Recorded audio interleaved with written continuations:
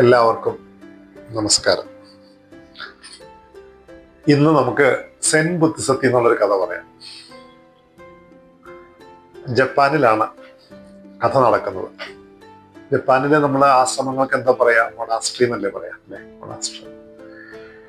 അപ്പോ അവിടെ ഒരു യുവാവ് വളരെ ചെറുപ്പത്തിൽ തന്നെ, ഒരു 12-13 വയസ്സുള്ളപ്പോൾ തന്നെ, കുട്ടിയായിരിക്കുമ്പോൾ മുതൽ അദ്ദേഹത്തിന് ഇങ്ങനെ മുമ്പിൽ വന്ന് വീടിന്റെ മുറ്റത്ത് വന്ന് രാത്രിയിൽ ആകാശത്തേക്ക് നോക്കുമ്പോൾ ഒരു അത്ഭുതമാണ്.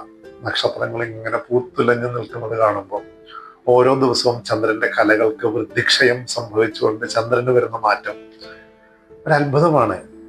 നിരന്തരം പരിണമിച്ചുകൊണ്ടിരിക്കുന്ന, മാറിക്കൊണ്ടിരിക്കുന്ന ഈ പ്രകൃതി ശക്തിയുടെ പുറകിൽ വാസ്തവികത എന്താണ്, യഥാർത്ഥ സത്യം എന്താണ്, മാറ്റമില്ലാതെ നിലകൊള്ളുന്ന സത്യം എന്താണെന്നുള്ളത് ഈ യുവാവിന്റെ കുട്ടിക്കാലം മുതലേ മനസ്സിൽ വന്ന ഒരു ചോദ്യമാണ്. എല്ലാ മനുഷ്യരുടെയും മനസ്സിലുണ്ട് ഈ സത്യം എന്താണെന്ന് അറിയാനുള്ള ഒരു ത്വര. ഇന്റൻസ് ഡിസയർ ആയി കഴിഞ്ഞപ്പോൾ, ഇന്റൻസ് ഡിസയർ, തീവ്രമായ ഈ ചിന്ത വന്നതോടുകൂടി അദ്ദേഹം തൊട്ടടുത്തുള്ള ആശ്രമത്തില് സന്യാസം സ്വീകരിക്കാനായിട്ട് അവിടെ ചെന്ന് ജോയിൻ ചെയ്തു. അങ്ങനെ അവിടുത്തെ അന്തേവാസിയായി. അറിയാലോ, ആശ്രമത്തിലെ ചിട്ടകൾ എന്ന് പറയുന്നത് വളരെ ബഹുകഠിനമാണ്. വെളുപ്പാങ്കാലത്ത് ഉറങ്ങിക്കഴിഞ്ഞാൽ രാത്രി കിടന്നുറങ്ങുന്നത് വരെ പഠനം, ആശ്രമത്തിലുള്ള മുഴുവൻ ജോലികൾ, അവിടുത്തെ തൂത്തുവാരി തുടയ്ക്കുക, വിറക് കീറുക, എല്ലാ ജോലിയും ഗുരുക്കന്മാർ ചെയ്യിക്കും. കാരണം എല്ലാ തരത്തിലും പാകപ്പെട്ടു വരാനായിട്ട് ഒരു ജീവനെ പരീക്ഷിക്കപ്പെട്ട്, അല്ലെങ്കിൽ എങ്ങനെയാണ് പരിണമിച്ച് അത് പാകത വരേണ്ടതെന്ന് ഗുരുക്കന്മാർക്ക് അറിയാവുന്നത് കൊണ്ട് അവർ എല്ലാ തരത്തിലുള്ള ജോലികളിലൂടെയും കടത്തിവിടും. അതോടൊപ്പം തന്നെ ബുദ്ധമതത്തിലുള്ള നിരവധി ഗ്രന്ഥങ്ങളുടെ പഠനവും ഉണ്ടാവും. അങ്ങനെ കാലം കടന്നുപോയി. വളരെ കുശാഗ്ര ബുദ്ധിയായിരുന്നു നമ്മുടെ കഥാനായകൻ. നല്ല ശ്രദ്ധയോടുകൂടി ഗുരു പറയുന്ന വാക്കുകളൊക്കെ കേട്ട് അദ്ദേഹം, നമ്മൾ ശ്രീരാമകൃഷ്ണ പരമഹംസദേവൻ പറയും, മനുഷ്യന്റെ ശരീരത്തിൽ 3 കള്ളന്മാരാണ്. നമ്മളെ അറ്റാക്ക് ചെയ്യുന്ന 3 കള്ളന്മാരാ. ആദ്യത്തെ കള്ളനാരാ? തമോ ഗുണമാണ്. രണ്ടാമത്തെ കള്ളൻ രജോ ഗുണം. മൂന്നാമത്തെ കള്ളൻ സത്വഗുണം. ആദ്യത്തെ തമോ ഗുണമാകുന്ന കള്ളൻ നമ്മളെ നശിപ്പിക്കും. രജോ ഗുണമാകുന്ന കള്ളൻ ബന്ധിപ്പിക്കും. സത്വഗുണമാകുന്ന കള്ളനാണെങ്കിലും ആ കള്ളനൊരു ഗുണമുണ്ട്. എന്താ ഗുണം? ആ കള്ളൻ നമ്മളെ സത്യവുമായിട്ട് അടുപ്പിക്കും. ഇവിടെ സത്വഗുണം വർദ്ധിച്ചു വന്നു. ആർക്ക്? റിൻസായി എന്ന് പറയുന്ന നമ്മുടെ കഥാനായകൻ. അങ്ങനെ അദ്ദേഹം അവിടുത്തെ ആശ്രമത്തിലെ one of the best student ആയിട്ട് അദ്ദേഹം പരിണമിച്ചു. ഈ സത്വഗുണം കൂടുമ്പോൾ എന്താ, ഈ സത്വഗുണത്തിന് ഒരു അഭിമാനം ഉണ്ടാവും. ഞാൻ കേമനാണ്, ഞാൻ നല്ല വിനയമുള്ള ആളാണ്, ഞാൻ നല്ല ഭക്തിയുള്ള ആളാണ്, ഞാൻ ബുദ്ധമതത്തിലെ മിക്കവാറും എല്ലാ സൂത്രങ്ങളും മനഃപ്പാഠമാക്കി കഴിഞ്ഞു.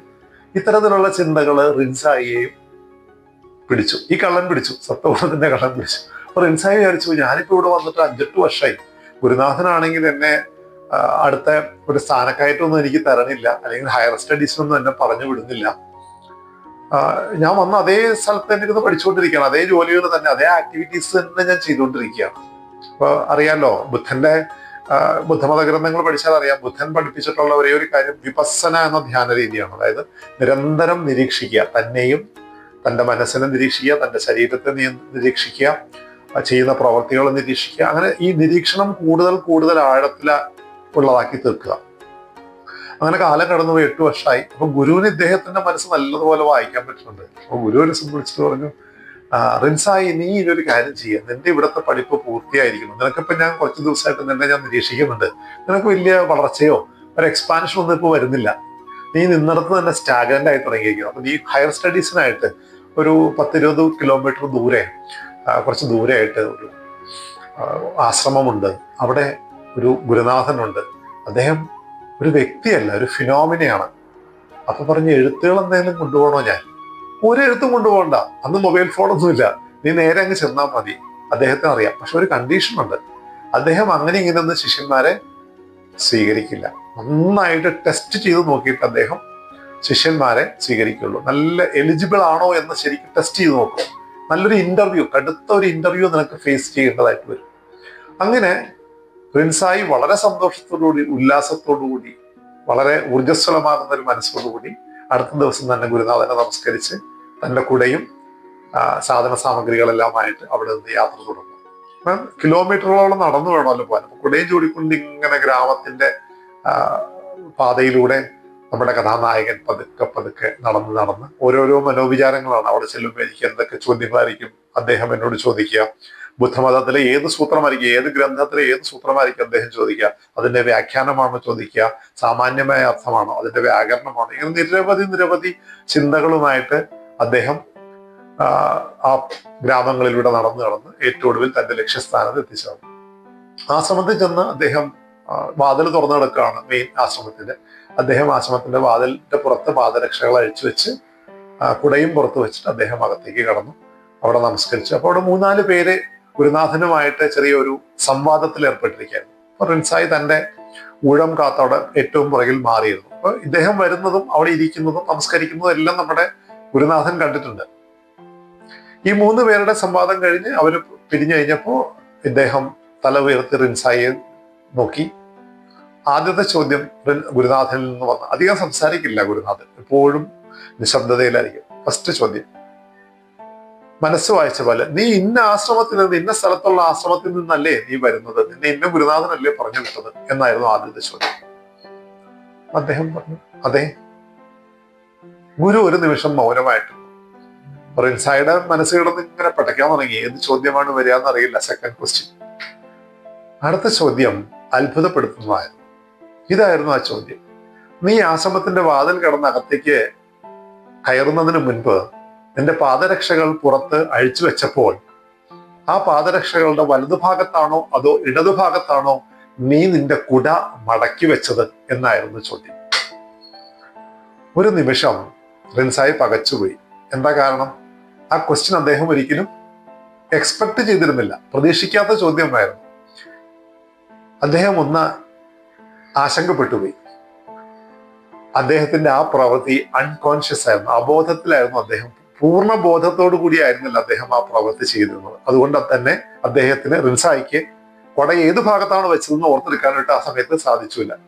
അടുത്ത നിമിഷം ഗുരുനാഥൻ പറഞ്ഞു, നിനക്ക് വന്ന വഴി മടങ്ങിപ്പോകാം, നിന്റെ പഠിപ്പ് പൂർണ്ണമായിട്ടില്ല. നീ ഏത് പ്രവൃത്തിയാണോ ചെയ്തുകൊണ്ടിരുന്നത് അതേ പ്രവൃത്തി അതേ ആശ്രമത്തിൽ പോയി വീണ്ടും പൂർണ്ണ ബോധത്തോടുകൂടി വീണ്ടും തുടരുക. അതിനുശേഷം നിന്റെ ഗുരുനാഥൻ പറയുമ്പോൾ മാത്രം നീ ഇവിടേക്ക് കടന്നു വന്നാൽ മതി.